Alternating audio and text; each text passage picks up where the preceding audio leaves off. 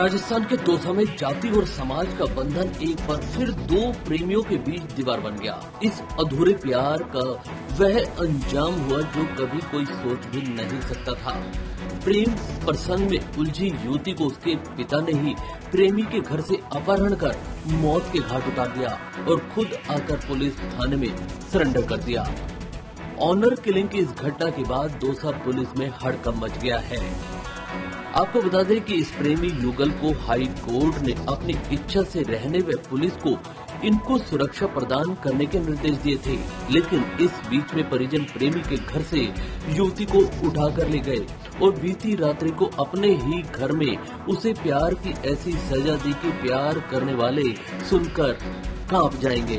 युवती को अंतर जातीय प्रेम की कीमत अपनी जान गंवाकर चुकानी पड़ी। इसमें मारने वाला भी कोई और नहीं बल्कि इसको जन्म देने वाला खुद उसका पिता है, लेकिन पिता को इसका प्यार गवारा नहीं था।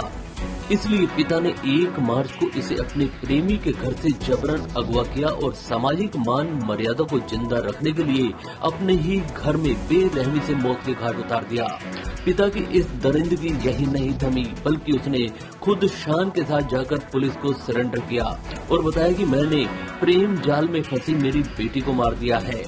इस सनसनीखेज वारदात की सूचना मिलने के बाद पुलिस के हाथ पैर फूल गए और पुलिस जिस युवती को दस्तयाब करने के लिए एड़ी से चोटी तक जोर लगा रही थी, वह युवती को दस्तयाब तो नहीं कर पाई, लेकिन उसका शव उसके पिता के घर से ही पुलिस ने बरामद किया है। पुलिस का कहना है कि उसका पिता इस प्रेम प्रसंग से नाराज था, इसलिए उसने इस घटना को अंजाम दिया। अब आपको बताते हैं कि आखिर इस प्यार का इतना खतरनाक अंजाम हुआ कैसे। दरअसल युवती पिंकी सैनी रोशन महावर नाम के युवक से पिछले 1.5 साल से प्रेम प्रसंग में थी और दोनों एक साथ शादी कर अपना जीवन हंसी खुशी बिताना चाहते थे, लेकिन दोनों की जातियां इनके प्यार के बीच में रोड़ा बन गई। जब युवती ने अपने पिता से युवक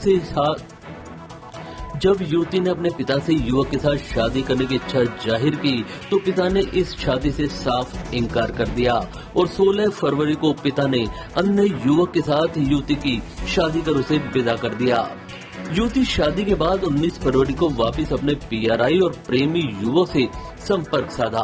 20 फरवरी को युवती अपने प्रेमी युवक के साथ जयपुर चली गई और 21 फरवरी को हाई कोर्ट में एक साथ रहने की इच्छा जताते हुए प्रोटेक्शन और पुलिस सुरक्षा की मांग की।